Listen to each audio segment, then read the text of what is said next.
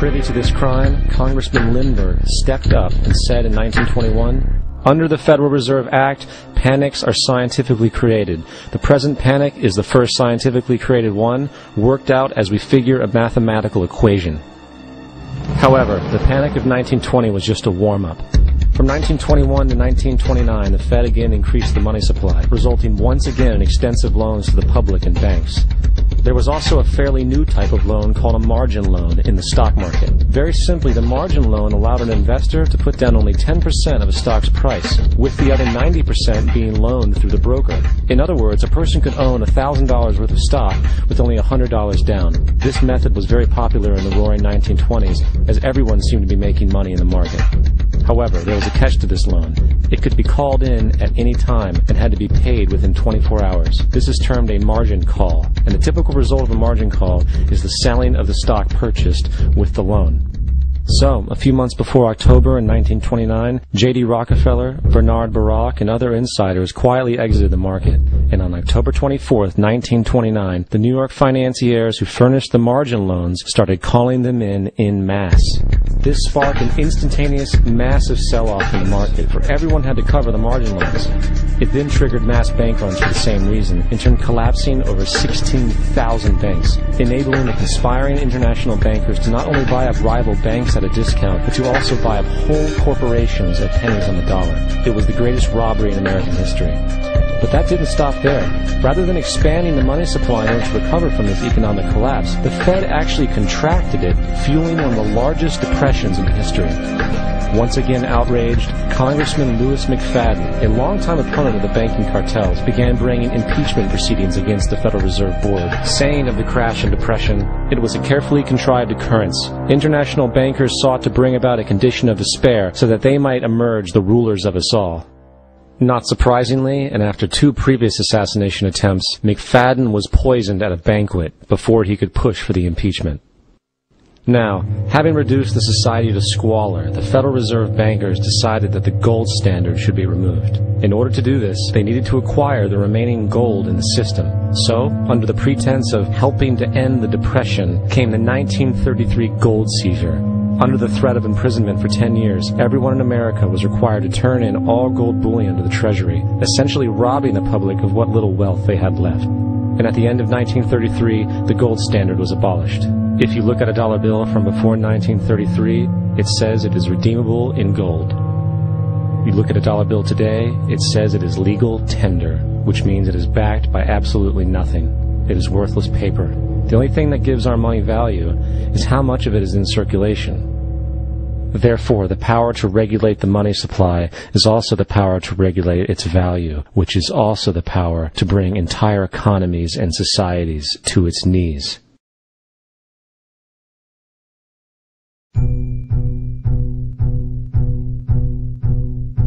It's important to clearly understand, the Federal Reserve is a private corporation. It is about as Federal Express.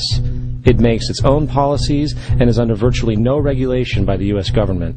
It is a private bank that loans all the currency at interest to the government, completely consistent with the fraudulent central banking model that the country sought to escape from when it declared independence in the American Revolutionary War. Now, going back to 1913, the Federal Reserve Act was not the only unconstitutional bill pushed through Congress. They also pushed the federal income tax. It's worthwhile to point out that the American public's ignorance towards the federal income tax is a testament to how dumbed down and oblivious the American population really is. First of all, the federal income tax is completely unconstitutional, as it is a direct, unapportioned tax. All direct taxes have to be apportioned to be legal based on the Constitution. Secondly, the required number of states in order to ratify the amendment to allow the income tax was never met, and this has even been cited in modern court cases.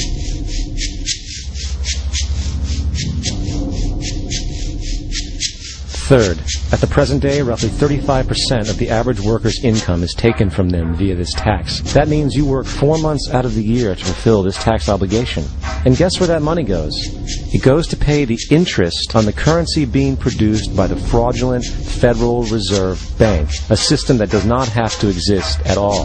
Not 1 cent of this tax goes towards any governmental program whatsoever. Not 1 cent. The money you make working 4 months out of the year goes almost literally into the pockets of the international bankers who own the private Federal Reserve Bank. And fourth, even with the fraudulent government claim as to the legality of the income tax, there is literally no statute, no law in existence that requires you to pay this tax. Period. I really expected that, of course, there's a law that you can point to in the law book, the code, that requires you to file a tax return. Of course there is. I was at that point where I couldn't find the statute that clearly made a person liable, at least not me and most people I know, and I had no choice in my mind except to resign. Based on the research that I did throughout the year 2000 and that I'm still doing, I have not found that law. I've asked Congress, we've asked a lot of people in the IRS commissioners, helpers. They can't answer, because if they answer, the American people are going to know that this whole thing is a fraud.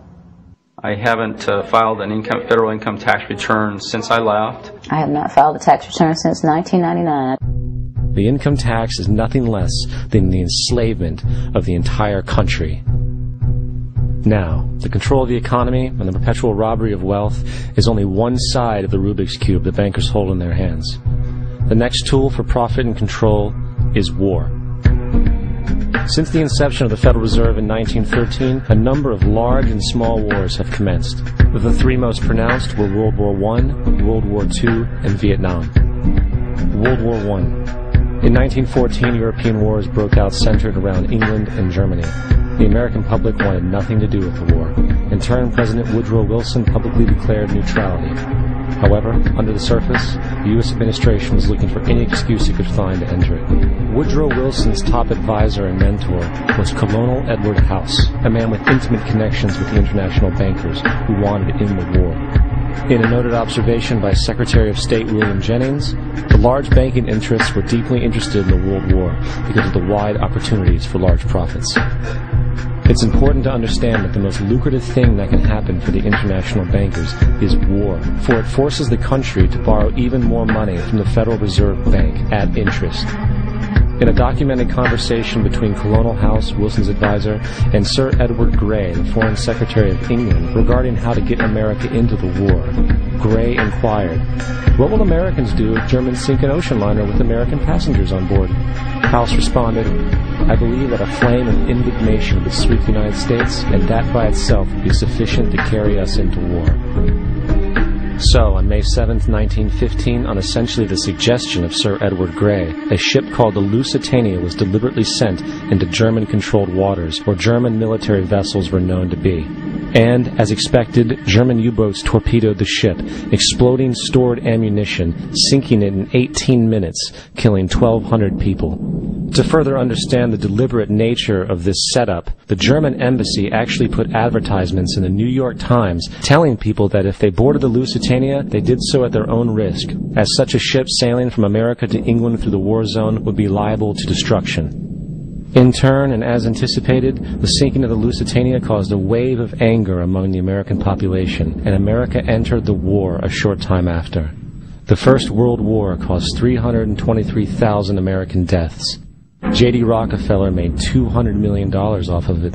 That's about $1.9 trillion by today's standards. Not to mention the war cost about $30 billion for America, most of which was borrowed from the Federal Reserve Bank at interest, furthering the profits of the international bankers.